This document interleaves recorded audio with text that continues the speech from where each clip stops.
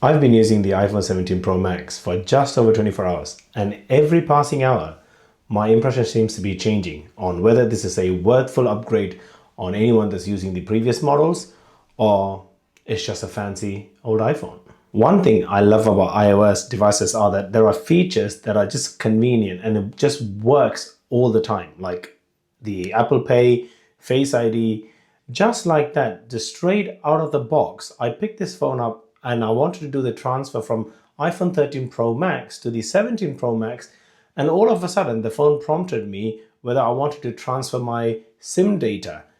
It's worth noting that the 13 Pro Max had a actual physical SIM card and I haven't yet to put a SIM card inside this. And within 90 seconds, all the data that was inside the physical SIM card just switched over to this phone, and Vodafone just sent me a message saying your physical SIM is no longer in use and this has just become an eSIM without me actually having to do anything. The new iPhone 17 Pro Max has gone through changes both inside and outside. So when we look at the design, personally, it's taking me a while to get used to.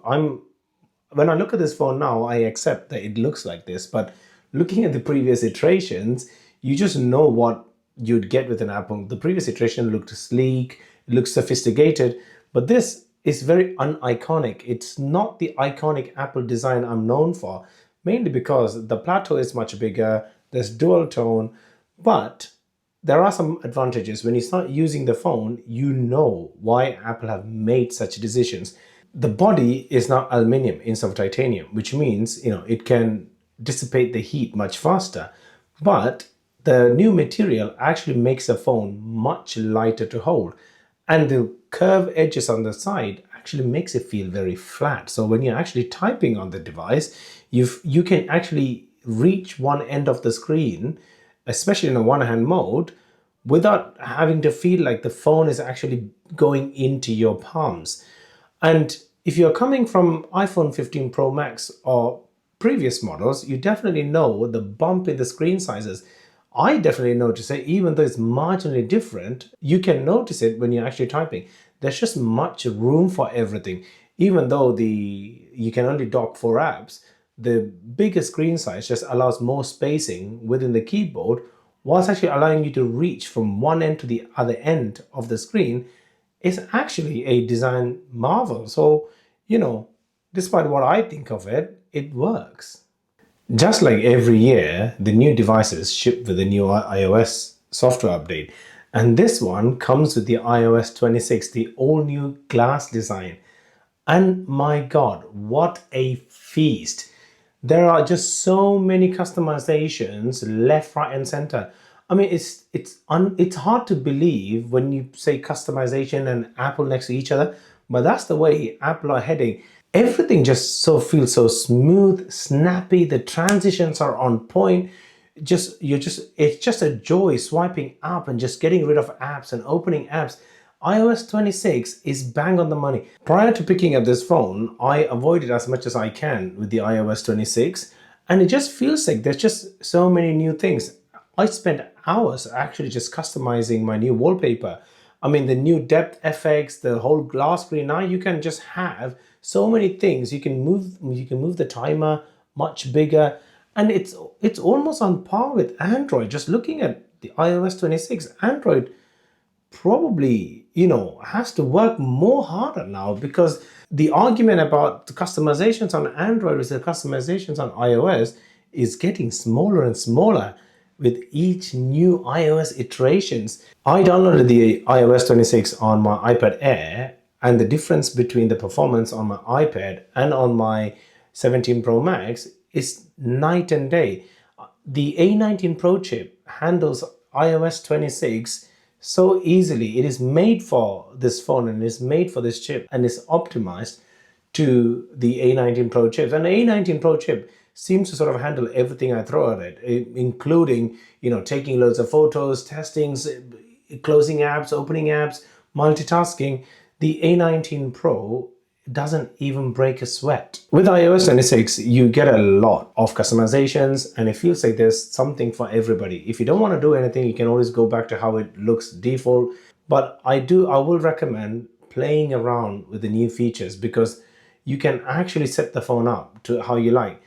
But having said all of that, it does feel like all the customizations, all the new things that Apple are throwing at it is aimed towards younger audience. I think Apple realized that their current audiences are getting matured. In order to attract the device for the next generation, they do need to give them customization. They need to give them colorful apps. They need to give snappier phone, and that's what they've done with the UI. Hi guys, if you're still here, enjoy this content, please consider liking this video or subscribing to the channel. I've got so many videos lined up, so I'd really appreciate it if you can subscribe to the channel. Anyway, back to the video. You can't talk about this phone without actually talking about the camera system. This year, Apple have labeled it as a new Pro Fusion camera system. What that means is actually you're getting a 48 megapixel on the main camera and the telephoto camera, and the results are actually great. But the biggest actual upgrade from the previous iterations is the fact that you're now getting an 18 megapixel shooter on the front camera, and it also comes to the center stage. And it's actually really great when you want to sort of capture people in and around you. The camera just adjusts itself. If you're moving around, you can just place your phone and move around a little bit like this, and it captures all of that. And lastly, it finally delivers the dual camera mode where you can actually record what's happening in front of you and yourself. This feature has been on Samsung devices for some time, and it's nice to actually see Apple bring it. This is actually turning into a content creator's device. One of the main reasons for me to actually daily drive the Z Fold 7 is the fact that I can use the back camera and utilize this screen to actually see what's going on. So I'm using the best camera, and I'm seeing myself in the display, so I know how I'm shooting. So I normally just turn it around like this. Turn it around here and shoot myself. But now the fact that you can actually hold this phone straight, right, and turn it to landscape, it seems like it's win-win. This year, Apple promises 39 hours of video playback on this phone. Who's going to actually sit down and watch 39 hours worth of videos continuously? I don't know. But from what I've actually put through this phone, the battery has actually lasted the entire day. I mean, think about it. I'm transferring from my old device, syncing everything from an iCloud, whilst downloading new apps and watching videos and stress testing the phone. The battery just lasted, just like what they said. And take that into account that out of the box, it doesn't even actually come with a full battery. Combined with that, Apple does best in terms of providing you a lot of battery management options. And I'm also not a big fan of wireless charging, despite it's coming with 25 watts of wireless charging.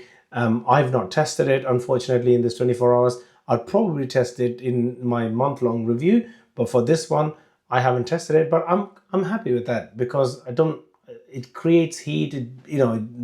I'd rather leave my charge at 100% than actually wirelessly charge and damage my battery much more than what the 100% or the 80% limit would have done. I think one of the reasons why the battery on this delivers is because of the introduction of the new vapor chamber. When I was actually transferring data for the very first time from my 13 Pro Max, the phone did get really hot, but it didn't get as hot as my 15 Pro Max did. 15 Pro Max, I could actually bake a cake in that, but this one seemed to have handled well, and after that it cooled on. It never got hot again. I actually went out, used CarPlay, I had it on charge, but it just managed everything completely fine. So that is testament to actually how the vapor chamber is working. And if this new design means that you now have space for vapor chamber, why am I even complaining? I'm not even going to see the back of the device. So everything feels like just a massive upgrade up until this point. So overall, in the last 24 hours, this phone has actually impressed me more than I expected. I'm really impressed with the way how it handles battery, how the phone stays cool, and how the camera has actually improved year on year. I mean, some of the new features that I spoke about does make me rethink about my choice to actually daily drive the Fold 7. There's just more to come. I'm testing this device, and this device just seems to deliver. It actually made me rewrite this entire 24 hours review. I've actually had things like, yeah, I'm not going to like it. This is not going to be a massive improvements year on year. But other than this design, everything else is really good. And if the design is a concern, I'll just get in a case, put it in, and bam, off you go. And by the way, this is not a sponsored segment for case reviews or whatever like other channels. No one sponsors me, and I'm not taking any sponsors. So if you do like this content like that, please do consider subscribing one more time. If not, I'll see you in the next one.